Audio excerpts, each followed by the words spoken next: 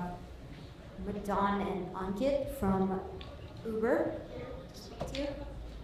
Please feel free to give them a round.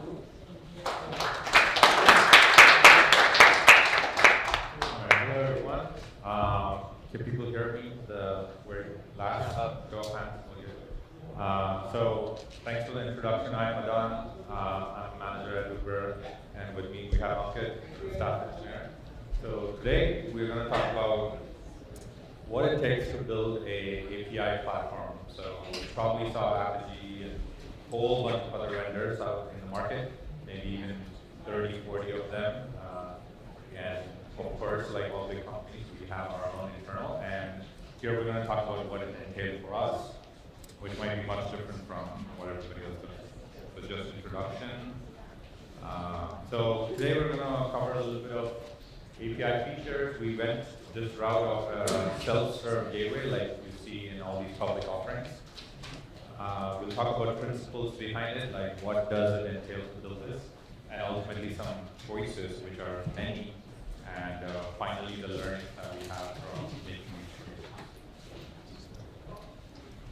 So most people, I think, would just know Uber from the Uber app, which are one or two from the customer facing, but internally and for logistics purposes, Uber has like 20 plus apps. And across the world, you can imagine all the variances, but I'm not even going into that. Just like raw types of apps, we have 20 plus. And our API gateway serves about 1,600 different APIs. So think of a team that manages this API gateway, and then 1,600 things are constantly changing almost every day, and the product keeps evolving. And the most other magical part about this is Uber has around 3,000 microservices. So your gateway might be talking to any of these 3,000. So it's a vast challenge from a feature set, complexity, of course, the scale, which is kind of given at Uber scale. But just the sheer challenge of working with 3,000, 4,000 engineers who constantly work with 3,000, 4,000 services, managing 1,600 APIs for all our apps is kind of the area we live in. So the general features usually fall into these three buckets: security, operations, and API management. Security, you can think about rate limiting policy, who can access what, encryption, like we do things like encrypt certain parts of the field of what goes in and comes out, and we can configure that. And operations is like, okay, when something is happening, how do you get a full view from your gateway? Because that's kind of this one level of interaction between your services and your apps, and you can immediately do a lot of cool stuff at the operations level, at the gateway level. And finally, API management, which is how you manage your lifecycle of your API, creating, versioning, and then sunsetting, documentation, client generation. So there's a lot of things that all encompassed in an API. So history lesson, at the very beginning of these APIs at Uber, it was essentially a monolithic hand-coded service where people would come and create these APIs, write code, get deployed, and it actually acted as a gateway.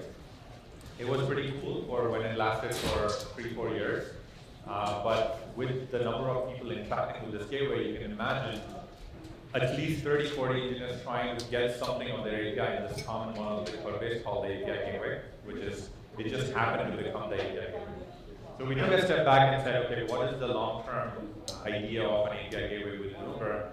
And we decided the best thing to do would be to have a self-serve UI-driven system where people can configure how their API is going to be. And there's a build system that takes this configuration from the user, spits out a binary artifact, which ultimately gets deployed behind the scenes. There are lots of choices to make this happen. And a big part of this talk today is about the choices in front of us and how each one can be really complex to really simple and really time-consuming to really quick, and what are the choices we made in making this product. But at a very high level, simple layman view of this is there's some configuration people do. Eventually, some code actually works as the API gateway without anybody writing code for any of the Uber apps from an API perspective. And finally, some very ground rules. When we started out with this, we said we need to think about reliability, which is one API shouldn't affect another API. So if somebody messes up, it shouldn't affect everybody else, because all these 20 different apps are different. So somebody doing something in the Uber Rider app shouldn't impact the Uber Eats app, for example. Performance, and you should prevent bad code from going on. So ultimately, reliability is a big cornerstone for a company like Uber. So the gateway should follow that. Second is determinism, right? Somebody made a configuration, something is happening in production. How do we reproduce exactly that? So I should be able to go back 1 month back and exactly identify exactly what happened in the build. So if you remember the previous slide, this build artifact should be reproducible. So given a snapshot of the config, the build artifact should be the same. So then we can really analyze, roll back, roll forward, do all that kind of stuff. So determinism was another cornerstone. And finally, features. How much can you extend the feature set at a gateway is up to your imagination. Like really, there's this one end of the spectrum, which is I will just proxy and never even read the body, to the other end of the spectrum, which is like I can do all the cool things that you can imagine, but I won't have the right code. It's all automated, magical fantasy, and you'll see through the rest of this talk where we landed. So that we wanted to make things like less manageable, less feature bloat, and ultimately when we got into this, we were not sure whether this is the right strategy though. So we said, okay, at any point if we want to ditch this automated system, we should be able to go back to a handwritten system. So we kind of had an escape hatch in our initial journey here. Now we don't need that hatch retroactively, but we were too cautious when we started out. Cool, so next, there are about 10 high-level choices that we could make, which will be covered by Ankit, who will go over each of these choices.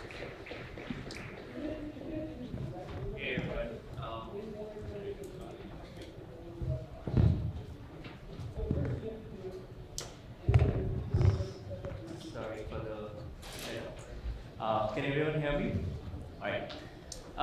So there's going to be some of these choices that we made, and I'll try to give you some rationale behind on why we had to make choices and the evaluation criteria we went through to make those choices as well. One of the first choices that we had to make was support for different kind of protocols.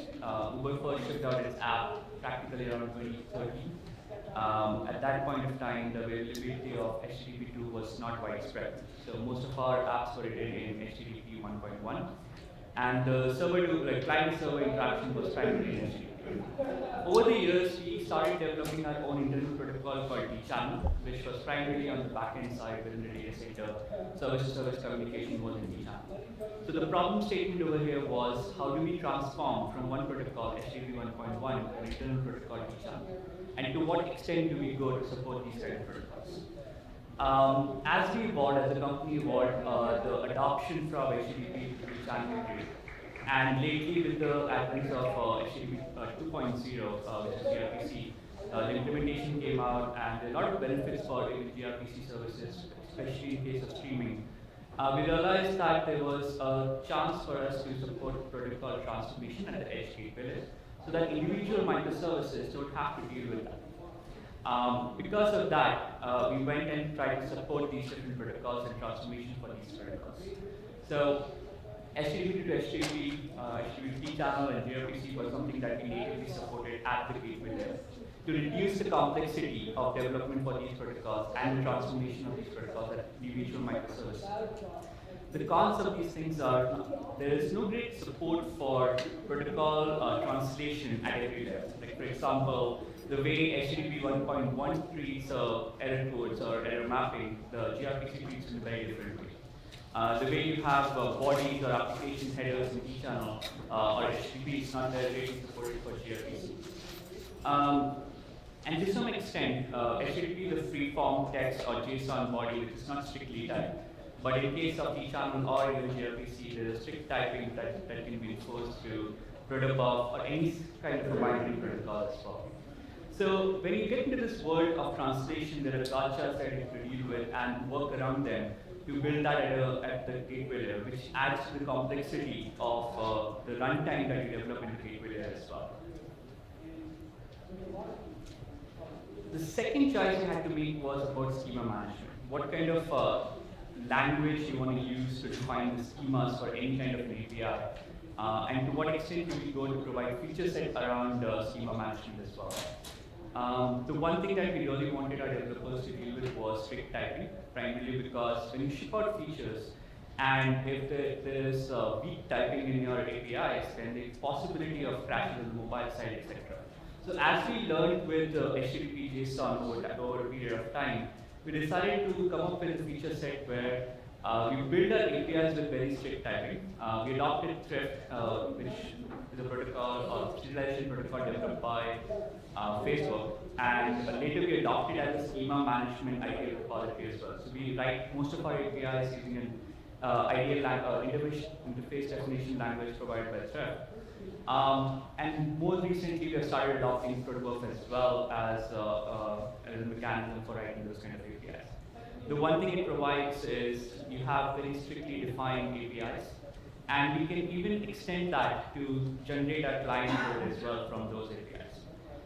So you can hook in different kinds of code generation mechanisms to that as well. The cons of an approach like that is, again, when you do protocol transformation, if over the wire, client and server interaction is HTTP JSON, and internally if you're using Thrift, then there's no great support for magically converting data from one protocol to another protocol. So you have to start writing custom transformation mechanisms to translate different kinds of data types from one to another.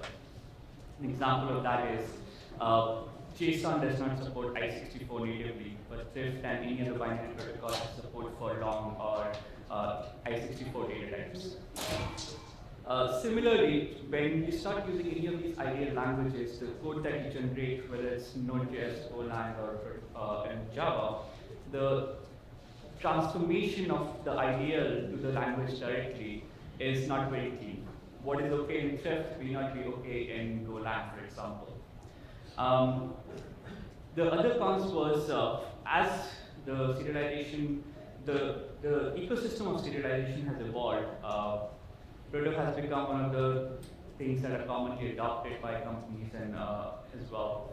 So what you do in Thrift might not work in Protobuf, and you have to find ways to start writing Proto files that auto-generate from Thrift files, etc. So that kind of things can become a bit murky sometimes as well. So we talked about schema management through these APIs, and I mentioned some aspects of interoperability of the serialization not being great. The one thing about using any kind of binary protocol, whether it's Thrift or Proto, is it reduces your payload size. JSON suffers from the aspect of sending keys as well in the body, which may load up your the data object size that you send over the wire. One of the cool things that we did during one of the projects was we realized that in a lot of APIs we use optional fields. These optional fields get represented as null or undefined values. We just stripped out those values and we realized that it saved 40% of our data size that we were sending over the wire to mobile or back from mobile as well. Similarly, one thing that has been funny in Uber is migration of these protocols take years. We adopted HTTP as one of the first protocols, then we adopted Thrift as the second protocol, and lately we have been using Proto for all kinds of streaming protocols. But at some point of time, there are services that still use HTTP or they still use Proto. So we have to continuously keep supporting these kind of transformation things, and it comes at a cost. The cost is generally at the runtime layer that is trying to support how does versioning work for these data models. JSON does not have a great versioning model, or Protobuf does not have great versioning models. So how do you define interoperability between those versions as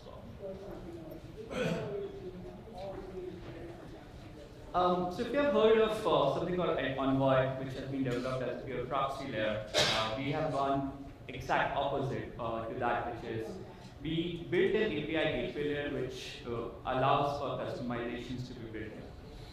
When we talk about customization, we mean is we intercept the body, we deserialize that, and we're able to peek into it or understand what the body structure is, and based on that provide feature set.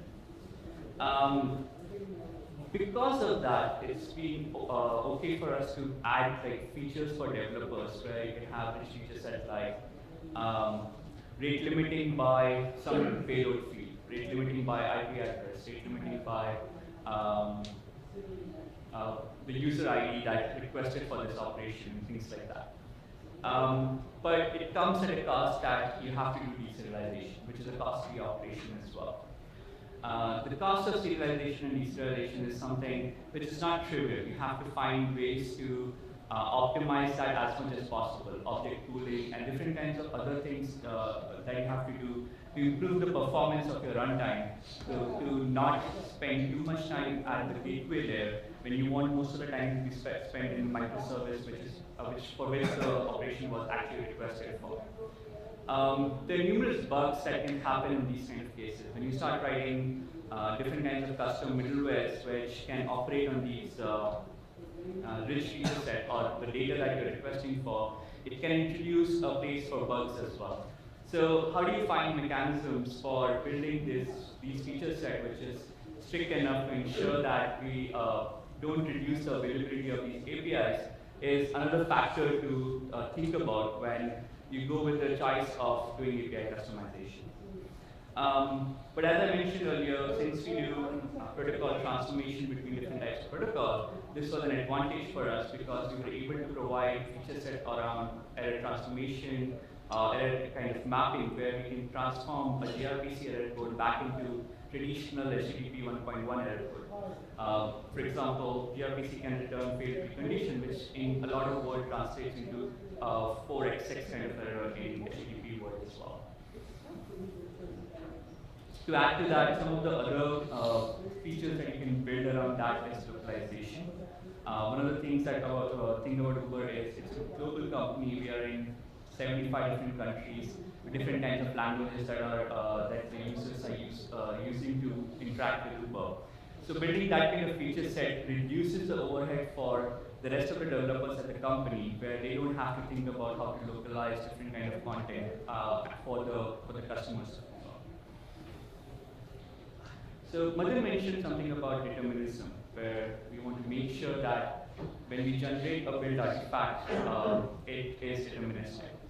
So as a conscious choice, what we thought about was, how do we find a language which is strictly typed, and we can regenerate the same code again and again? How can we provide mechanism where it is idempotent to generate the same build artifact from the build configuration that the developer provided? When we started out 5-6 years ago, we went with the choice of language of Node. It was dynamic, it allowed for quick iteration.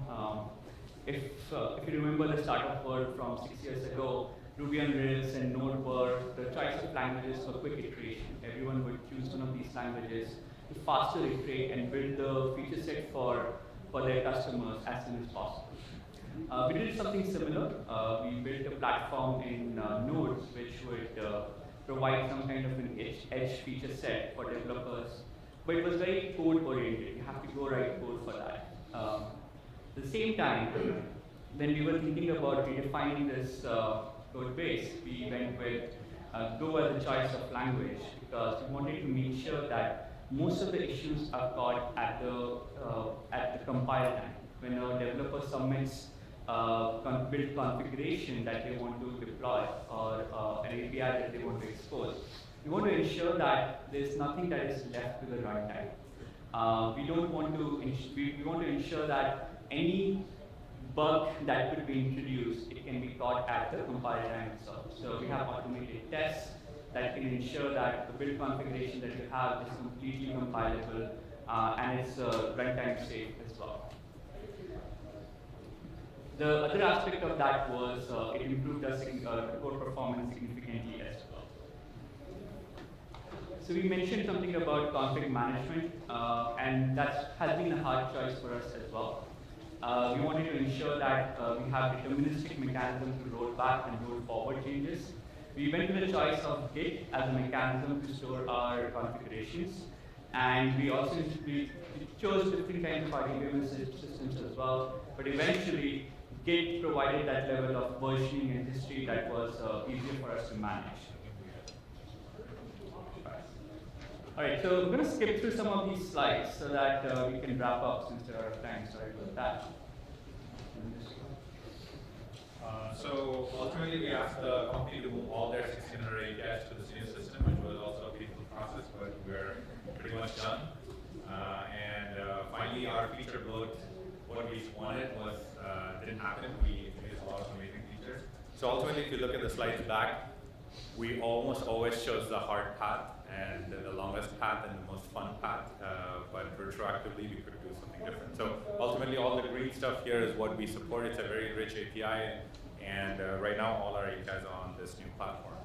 So final learnings, if your company, if it's small, start with a single protocol, stick with it no matter how painful or shitty it is. Just stay with it. Use a single serialization so you don't have to do these serializations. That way you can have your gateway purely as a proxy. And ultimately UI is great, but it also creates overhead. There's no perfect programming language to implement all these. It's hard work. And at Uber, we are now at 1.5, 1.6 and serve about 1 million QPS at scale. Cool. That's all. Thank you.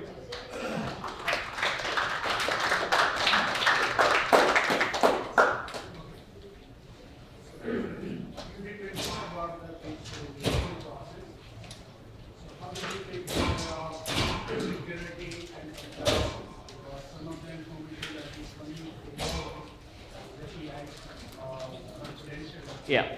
So, like understanding security protocol has been one of the main things for us because being a public company, being a company with so many consumers, we do get a lot of these kind of security attacks as well. So one thing that we offer at a gateway layer is some level of encryption, decryption mechanism as well. So you can basically encrypt your data for APIs which are extremely rich in PII information. So the over-the-wire data is generally encrypted. To make sure that developers don't have to deal with it, we decrypt it at the gateway layer. The question was once you deserialize for applying some custom laws, you are getting access to the message payload. Absolutely. So how do you protect that? So we protect it by making sure that the access, the code that goes into platform is only done by a few set of developers. So these developers are ensuring, and they're the gatekeepers of what goes into the serialization of the data, or who has the access for this serialization of data. So the middleware that we write is protected against that. Also, like there are limits and system limits, right? You cannot have, like we don't log everything. We don't allow you to choose all the fields that you can log. We choose what a user can kind of dump into your Kafka topics, or we limit the total deserialization size so that you cannot zip bomb kind of thing, for example. So these are kind of some of the limits. If you're thinking about something else, probably